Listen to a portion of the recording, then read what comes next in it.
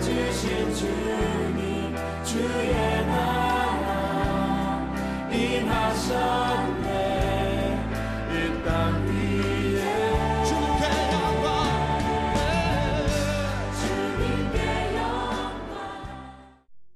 인생이라는 것은 마라톤에서 승리하는 비결은 끝까지 인내하는 것입니다. 인내하는 사람, 포기하지 않는 사람만이 마지막 승리를 맛볼 수 있습니다. 어떤 난관 앞에서도, 실패 앞에서도 절대로 포기해서는 안 된다는 것입니다. 존 맥셀이 쓴 맥셀 리더십 중에 이런 글이 있습니다. 독수리가 더 빨리, 더 쉽게 날기 위해 극복해야 될 유일한 장애물은 공기이다. 그러나 공기를 모두 없앤 다음 진공 상태에서 날게 되면 그 즉시 땅으로 떨어져 아예 날 수 없게 된다. 공기는 저항이 되는 동시에 비행을 위한 필수 조건이기 때문이다. 마찬가지로 인간의 삶에는 장애물이 성공의 조건이다라고 기록을 하고 있습니다. 이 세상에 살아가는 인생이라면 어떤 분야 어디에 일을 하든 장애물이 없는 성공은 없습니다. 장애물이 없다면 어느 누구나 할 수 있는 일이라면, 쉽게 하는 것이라면 그것을 굳이 성공이라고 표현할 까닭이 없는 것이지요. 따라서 누군가는 장애물 앞에 주저앉지만 누군가는 그런 장애물을 딛고 극복하고 일어서서 성공자가 되어서 모든 사람들로부터 처칠처럼 존경과 박수를 받을 수 있습니다. 예수를 믿는 우리 기독교인들 가운데서도 조금만 힘들고 어려우면 쉽게 좌절하거나 포기하는 사람들이 많이 있습니다. 자기 자신에 대해서 포기하는 사람이 있습니다. 믿음으로 하나님을 아버지라고 부르는 사람들이, 기도하는 사람들이, 하나님의 전지전능하시고 무소부재하심을 믿는 사람들이 좀 힘든 일 있으면, 어려운 일 있으면 자포자기하는 사람들이 얼마나 많습니까? 그래서 어떤 분들은 스스로 자기 목숨을 끊어버리려고 합니다. 죽을 생각을 합니다. 자기를 포기했다는 의미라는, 어떤 일도 하려고 하지 않습니다. 좌절하고 절망 가운데 마치 깊은 늪에 빠져드는 것처럼 허우적거리며 인생을 낭비하고 허비하는 사람들이 있습니다. 예수 믿는 사람들 중에서 너무 쉽게 가정을 포기하는 사람들이 있습니다. 남편을 포기합니다. 아내를 포기합니다. 심지어 자식들을 포기합니다. 그래서 어떤 부모들은 너는 안 돼. 내가 너를 위해 그동안 희생한 것 후회스럽다는 둥. 내가 너를 낳고 미역국을 먹었다니 내 인생이 참 한심하다는 둥. 이렇게 포기하는 부모들이 많이 있습니다. 사랑하는 성도 여러분, 우리는 포기할 권리가 없습니다. 하나님이 포기하지 않으셨다면 여러분들도 결코 포기해서는 안 될 줄 믿습니다. 공부하는 학생들 가운데 학교에 다니는 것을 포기하는 학생들이 있습니다. 학교가 나쁘다는 둥, 선생님이 문제가 있다는 둥, 실력이 없다는 둥, 학습 분위기가 좋지 않다는 둥, 또는 학교 아이들이 참 질이 안 좋다는 둥, 이런 핑계를 대면서 이 학교에서 저 학교로 전학가고 저 학교에서 또 이 학교로 전학 다니면서 세월을 잃어버린 학생들이 많이 있습니다. 오히려 요셉처럼 포기하지 않는다면 이집트로 노예로 팔려갔어도, 보디발의 집에서 가정총무가 되어 있어도, 감옥에서 참 억울한 누명을 쓰고 감옥에 갇혀 있어도 그는 절대로 불평하거나 누구를 탓하지 않았습니다. 왜 그렇습니까? 포기하는 것입니다. 포기하는 사람 특징이 뭡니까? 자꾸 환경을 탓하고 누군가를 탓한다는 것은 이미 나는 누구 때문에 무엇 때문에 못한다는 그런 내어 던진 인생을 살고 있다는 것이지요.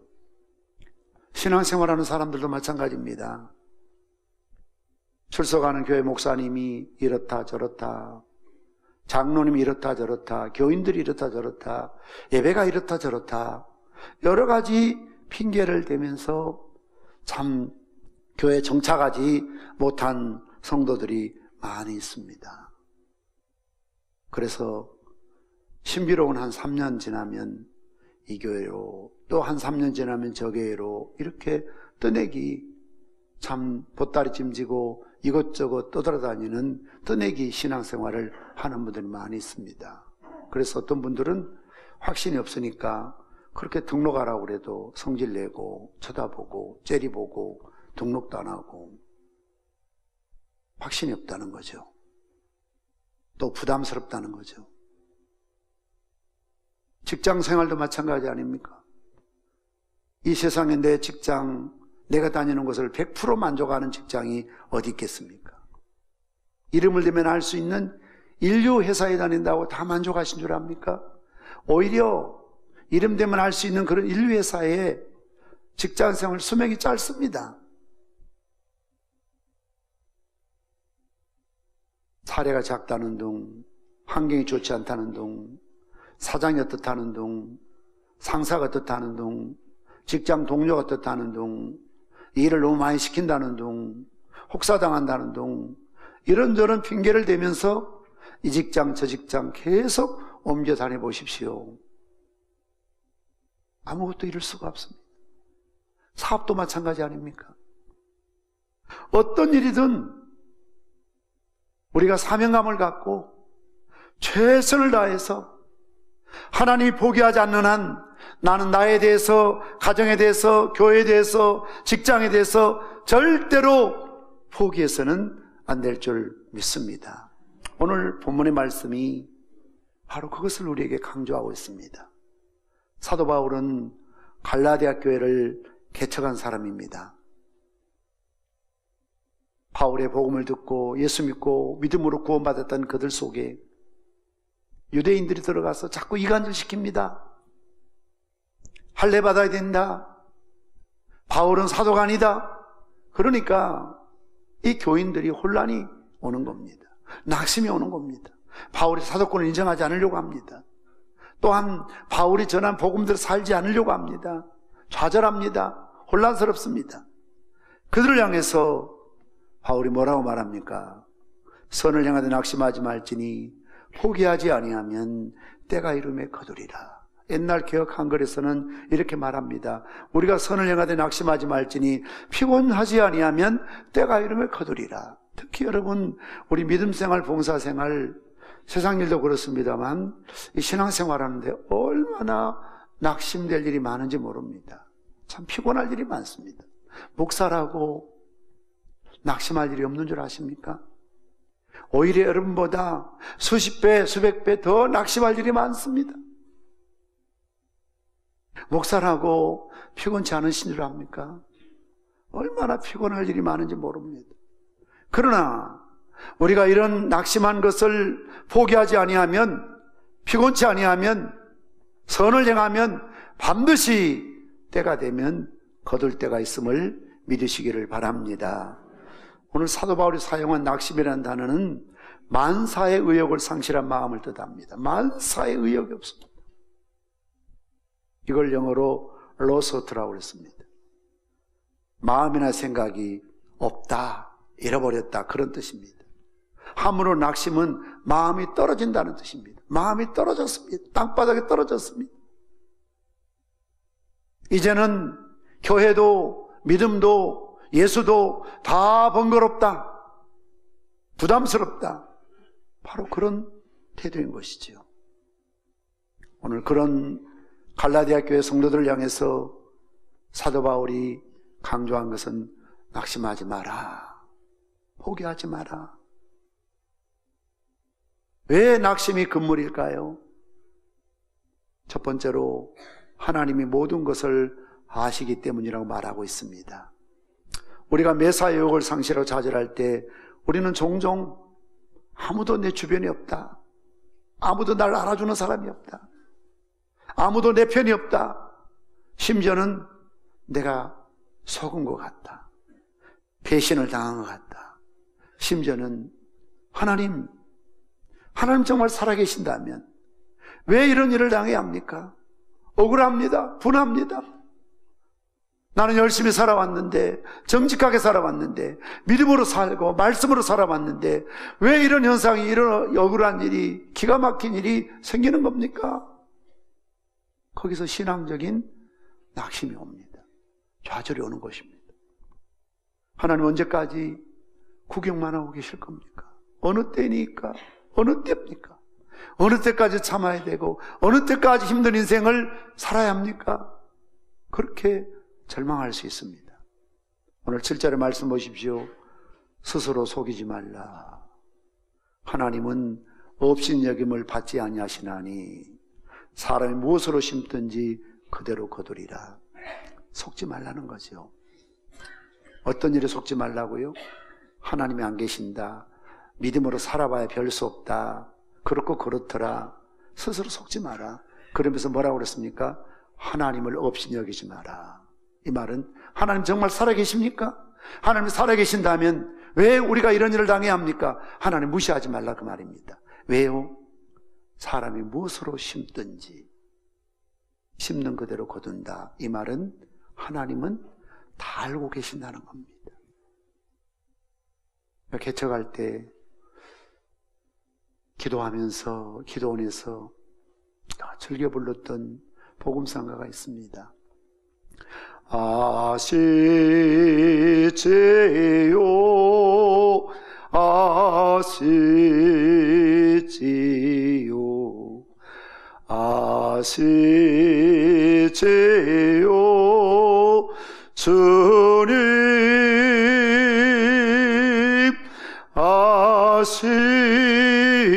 아시지요 아시지요 아시지요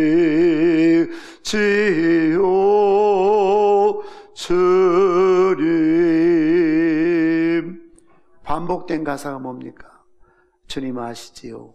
주님 내 마음도 아시고 내 슬픔도 아시고 내 눈물도 아시고 내 답답한 마음도 아시죠. 주님. 하나님은 다 알고 계십니다. 사람은 몰라줄지라도 심지어 한 집에 살고 있는 남편도 내 마음을 몰라줄 때가 있고 아내도 내 마음을 모를 때가 있고 부모도 형제도 자식들도 그 누구도 내 마음을 몰라줄 때가 있지만 하나님은 다 아신다는 거죠. 내가 무엇을 심고 있는지, 어떻게 살고 있는지, 내가 어떤 마음과 중심으로 하나님의 씨앗을 심으며 인생을 살아가고 있는지 하나님은 모든 것을 다 아시는 줄 믿습니다. 쉽게 말씀드려서 게임은 아직 끝나지 않았다는 겁니다. 우리는 끝장이다, 더 이상 희망이 없다, 미래가 없다, 소망이 없다, 절망이다 할지 모르지만 하나님은 아니야, 아직 게임 끝나지 않았어. 드라마 종편이 아니라 그 말입니다. 후편이 있다 그 말입니다. 2부가 있다 그 말입니다. 지금은 경기 중이라 그 말입니다. 야구는 마지막 9회까지 가봐야 합니다. 중간에 진다고 지는 게 아닙니다. 항상 역전의 드라마가 있습니다. 때가 되면 하나님 공평한 결론을 내릴 때가 있다. 무엇을 심든지 심는 대로 거두는 반드시 때가 있다는 거죠. 내 때가 아니지만 하나님의 때가 있음을 믿으시기를 바랍니다. 두 번째로 성령으로 선한 것을 심었기 때문입니다. 우리 모두는 인생을 살아가면서 끊임없이 무엇인가를 뿌리고 심고 있습니다. 어제 하루를 살았다는 말은 우리가 지나간 시간 공간에 무엇인가 뿌리고 심은 것이 있다는 겁니다. 오늘 본문에서 바울은 심지어 그리스도인 중에서도 두 종류의 심는 자들이 있다고 가르칩니다. 육체를 위하여 심는 자는 육체로부터 썩어질 것을 거두게 될 것이고, 성령을 위하여 심는 자는 성령으로부터 영생을 거둔다. 중요한 것은 무엇을 위해 심느냐가 중요합니다. 육체를 위해 이 땅에 썩어질 것을 거두며 사는 사람이 있고, 성령을 위해 심는 자는 반드시 영생을 거둘 줄 믿습니다. 예수 믿고 은혜 받고 구원받은 백성이 사는 삶의 우선순위 뭡니까? 먼저 그의 나라, 그 의를 구하는, 하나님 나라와 하나님의 의를 구하는 삶을 살게 되어 있습니다. 가장 위대한 명령은 복음을 전하고 복음적인 삶을 사는 것이고, 가장 위대한 계명은 이웃을 내 몸처럼 사랑하라는 겁니다. 이 명령에 대해서 순종의 동기를 가지고 정말 순수한 마음을 갖고요, 예수를 믿어도, 교회를 나와도, 신앙생활에도 불순한 동기로 교회 나오면 안 됩니다. 다른 어떤 불순한 동기가 있으면 안 됩니다. 정말 순수한 신앙의 동기.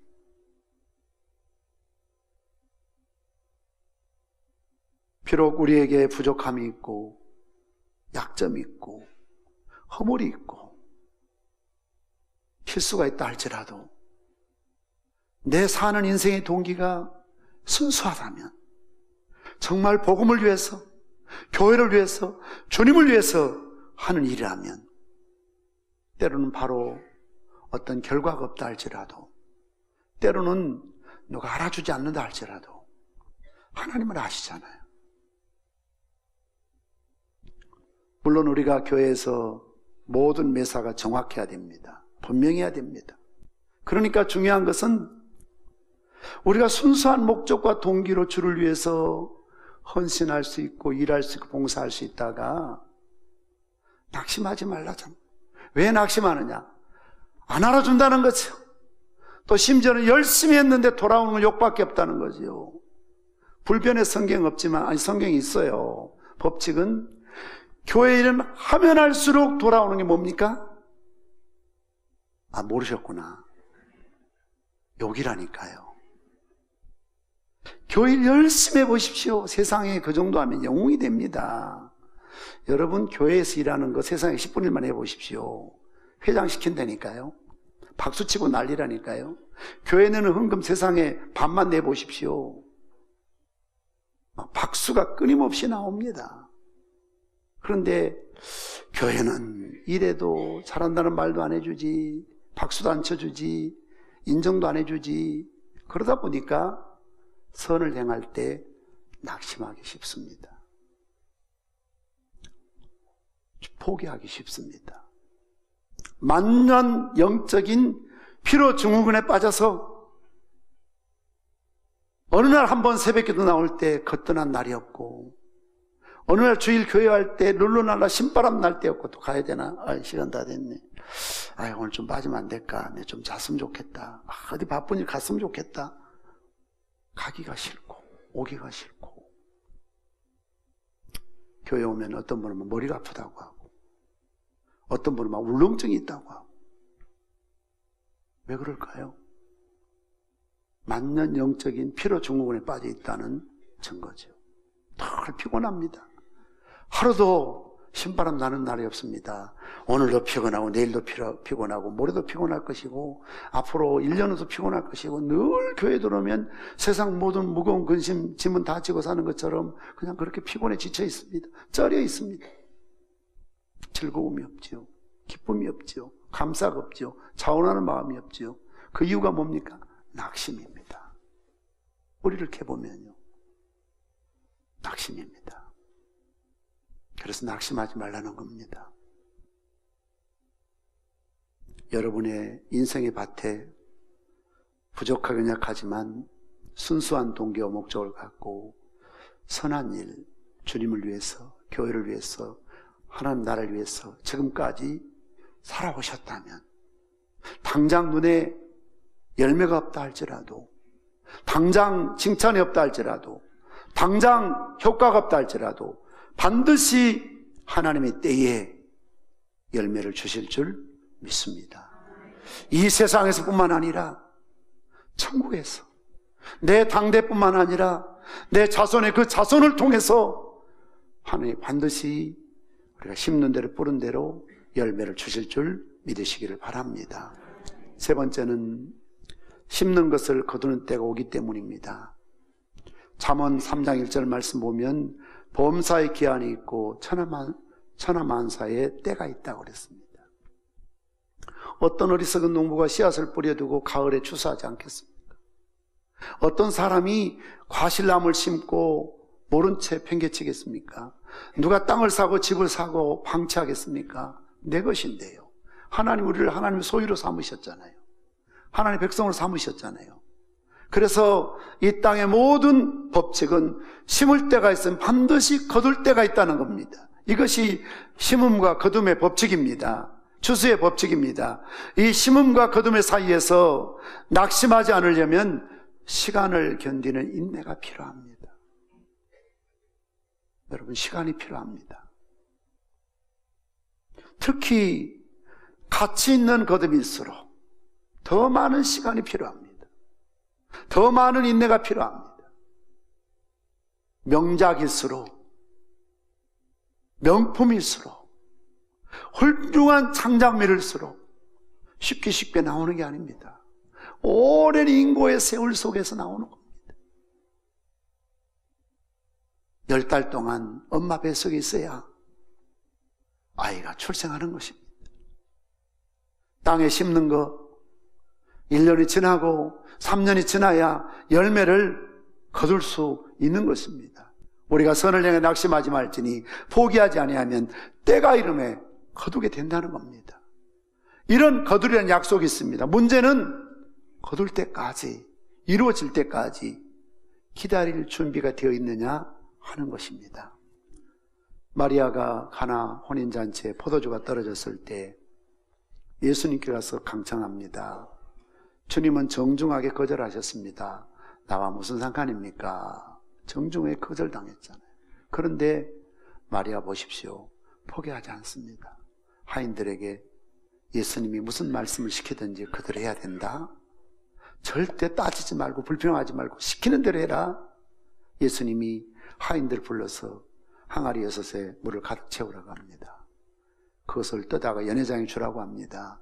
연회장이 맛봤을 때 물이 변해 포도주가 되는 기적을 경험했던 것은 마리아의 포기할 줄 모르는 믿음이었습니다. 아브라함 링컨 일화를 여러분들이 들어보셨을 겁니다. 아브라함 링컨은 미국 역대 대통령 중에 최고의 대통령으로 손꼽고 있습니다. 그런 점에서 그는 성공한 대통령입니다. 그러나 그의 성공은 쉽사리 얻은 성공이 아니었습니다. 그의 일생은 실패 연속이었습니다. 링컨을 연구하는 사람들은 그가 공식적인 실패만 무려 27번 되풀이했다고 합니다. 그의 성공은 남다른 실패가 밑거름이 되어 이루어진 성공이었습니다. 그는 가난한 고도 수성공의 아들로 태어났습니다. 그래서 학교라고는 9개월밖에 다니지 못했어요. 초등학교 1학년 중퇴예요. 그는 9살 때에 어머니가 세상을 떠났습니다. 22살이 되어 사업을 시작했으나 경험이 없어서 실패합니다. 23살에 주위에 출마했으나 낙선합니다. 24살에 다시 사업을 시작했으나 실패해서 17년 동안 빚을 갚아야 했습니다. 27살에 신경쇠약과 정신분열증에 시달립니다. 29살에 주위에 의장직에 나섰으나 낙선합니다. 31살에 대통령 선거인단에 나섰으나 실패합니다. 34살에 하원의원에 출마했으나 낙선합니다. 37살에 하원에 당선되었으나 39에 다시 낙선합니다. 46에 상원에 출마했으나 또 낙선합니다.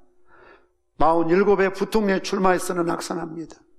49에 다시 상원에 출마했으나 또 낙선합니다. 51살에 미국의 16대 대통령 출마에 드디어 당선되었습니다. 그리고 최고의 대통령이 될 수 있었습니다. 우리는 실패가 이어지면 그만 기가 죽습니다. 실패가 이어지면 급기야는 포기합니다. 하루하루 절망 속에서 누군가를 탓하며 살아갑니다. 그러나 링컨은 그렇지 않았습니다. 좌절하지 않고 실패 정면으로 맞섰습니다. 떳떳했습니다. 그는 실패할 때마다 꿈을 더 높이 가졌습니다. 실패할 때마다 더 높은 목표에 도전했습니다. 미래와 희망을 포기하지 마시기 바랍니다. 부부의 깊은 사랑을 절대로 포기하지 마십시오. 직장의 머리됨을 절대로 포기하지 마십시오. 사업의 성공을 절대로 포기하지 마십시오. 자녀들의 미래를 절대로 포기하지 마십시오. 고통받는 질병에서 완전히 벗어난 꿈을 절대로 포기하지 마십시오. 나의 미래는 형통할 것이며 복된 것임을 절대로 포기하지 마십시오. 여러분이 전도하는 예비신자들이 언젠가 주님 품으로 돌아올 것임을 절대로 포기하지 마십시오.